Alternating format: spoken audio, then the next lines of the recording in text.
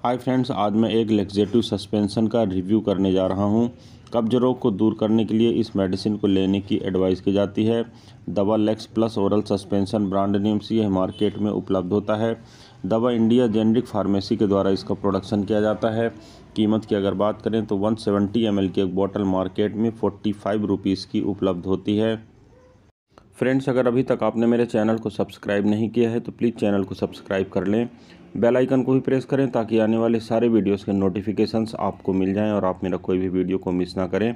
अगर आपने इस प्रोडक्ट को इस्तेमाल किया है तो आपके क्या क्या एक्सपीरियंसेस रहे हैं कमेंट सेक्शन पर लिखकर ज़रूर बताएं। आइए फ्रेंड्स, वीडियो को शुरू करते हैं। सबसे पहले देखते हैं इसके कंपोजिशन के बारे में। तो फ्रेंड्स, इसमें sodium picosulfate 3.33 milligram, liquid paraffin 1.25 millilitre और मिल्क ऑफ मैग्नीशिया 3.75 मिलीलीटर की मात्रा में उपलब्ध होता है। अब देखते हैं फ्रेंड्स इसके कुछ वैकल्पिक ब्रांड्स के बारे में। तो फ्रेंड्स, लेक्सोविच लैक्सेटिव ओरल सस्पेंशन, जिसे स्प्रेंजा विटा फार्मास्यूटिकल्स LLP के द्वारा बनाया जाता है। फैक्सिट plus oral emulsion sugar free, इसे स्टेनकैम मॉलिक्यूल्स प्राइवेट लिमिटेड के द्वारा बनाया जाता है। एसोलेक प्लस ओरल सस्पेंशन, जिसे Akumentis health care private limited के द्वारा बनाया जाता है। पीकूल प्लस ओरल सस्पेंशन, जिसे नेक्टर बायोफार्मा प्राइवेट लिमिटेड के द्वारा बनाया जाता है। और गुडलेक्स plus laxative peppermint sugar free flavour, जिसे मैनकाइंड फार्मा लिमिटेड के द्वारा बनाया जाता है। फ्रेंड्स, मार्केट में मिलने वाले सेम कंपोजिशन के साथ उपलब्ध ये कुछ ऐसे डिफरेंट ब्रांड्स होते हैं जो आप इस मेडिसिन के न मिलने की स्थिति पर परचेस कर सकते हैं। आपको इफेक्ट सेम मिलता है क्योंकि इनके अंदर का जो साल्ट या मॉलिक्यूल होता है वह सेम होता है। अब देखते हैं फ्रेंड्स इस मेडिसिन के कुछ प्रमुख इस्तेमाल के बारे में। तो फ्रेंड्स, इस मेडिसिन या इस सस्पेंशन का इस्तेमाल कब्ज रोग को दूर करने के लिए किया जाता है।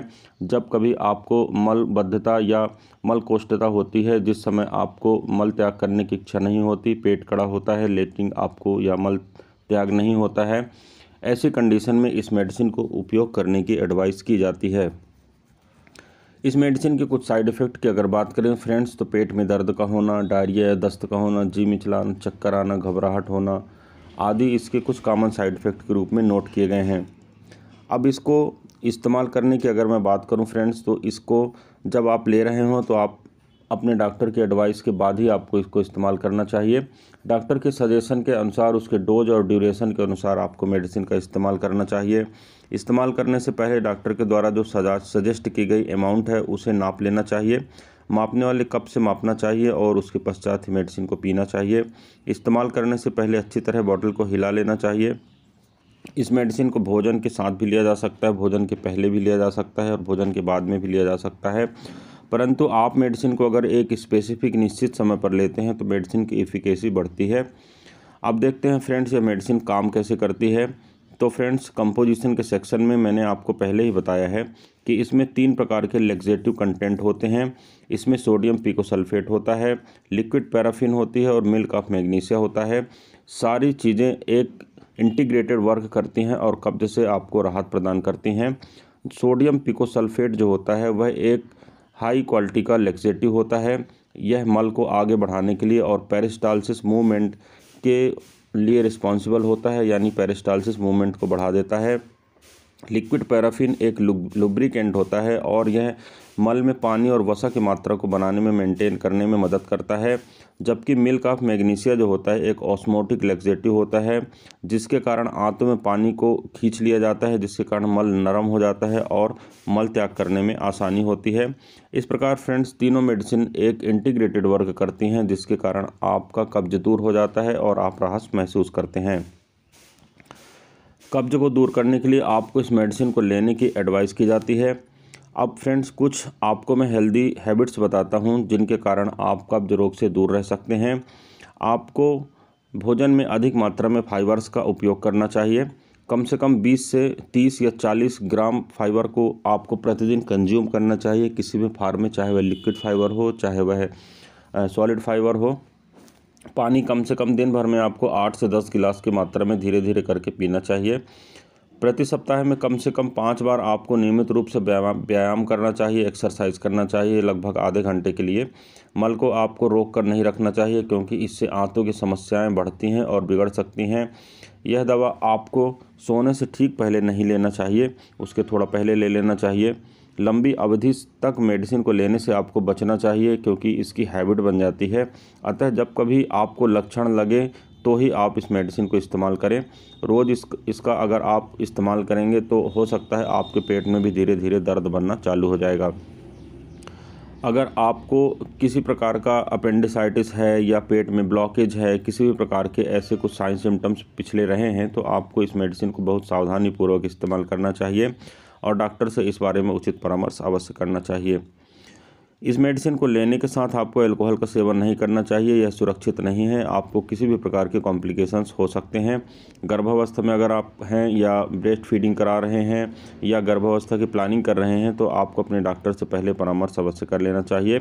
किडनी रोग और लिवर रोग से जुड़ी किसी समस्या का अगर आप सामना कर रहे हैं तो बेहतर होगा कि डॉक्टर के परामर्श पर ही आप मेडिसिन का उपयोग करें।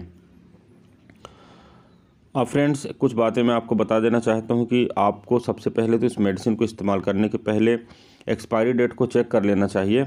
जिस पैकेट में यह या जिस बॉटल में यह मेडिसिन आपको उपलब्ध कराई गई हो उसी में आपको रखे रहने देना चाहिए और इस्तेमाल ना किए जाने पर या दवा का इस्तेमाल समाप्त हो जाने के पश्चात उसकी जो बॉटल होती है या बची हुई मेडिसिन होती है उसका निपटान सुनिश्चित करना चाहिए और यह सुनिश्चित करना चाहिए आपको कि पालतू जानवरों, बच्चों या और अन्य लोगों के द्वारा इसका सेवन नहीं किया गया है। अब फ्रेंड्स, कभी कभी यह पूछा जाता है कि अगर मैं अधिक मात्रा में इस मेडिसिन का इस्तेमाल करता हूं तो क्या होगा। तो फ्रेंड्स, मैं आपको बता देना चाहता हूं कि इस मेडिसिन को अधिक मात्रा में ले लेने के कारण आप डायरिया या कि दस्त का शिकार हो सकते हैं।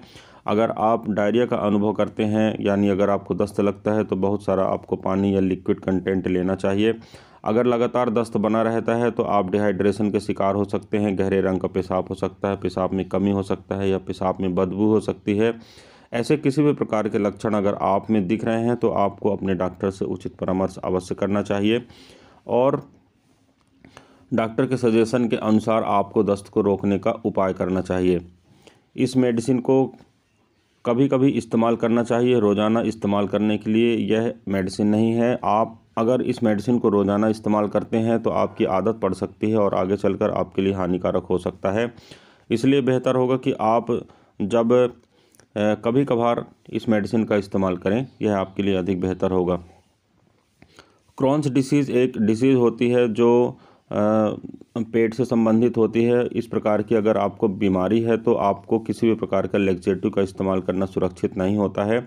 अल्सरेटिव कोलाइटिस अगर आपको है उस कंडीशन पर भी आपको मेडिसिन का इस्तेमाल नहीं करना चाहिए। अपेंडिसाइटिस से अगर आप जूझ रहे हैं या पेट में किसी भी प्रकार के ब्लॉकेज हैं तो उस कंडीशन में आपको लैक्सेटिव का सेवन नहीं करना चाहिए, यह आपके लिए हानिकारक हो सकता है। किसी भी कंडीशन में अगर आपको मेडिसिन लेने की आवश्यकता पड़ती है तो आपको अपने डॉक्टर से पहले परामर्श अवश्य करना चाहिए। तो फ्रेंड्स, ये था एक छोटा सा रिव्यू मेडिसिन के ऊपर। मैं उम्मीद करता हूँ फ्रेंड्स यह वीडियो आपको पसंद आया होगा। अगर वीडियो आपको पसंद आता है तो प्लीज़ वीडियो को लाइक करें, चैनल को सब्सक्राइब करें, वीडियो को शेयर करना बिल्कुल भी ना भूलें। इस वीडियो में फ्रेंड्स बस इतना ही। किसी अन्य अच्छे इंटरेस्टिंग टॉपिक के साथ आपसे फिर मुलाकात करता हूँ। तब तक के लिए गुड बाय। आपका दिन शुभ हो। जय हिंद।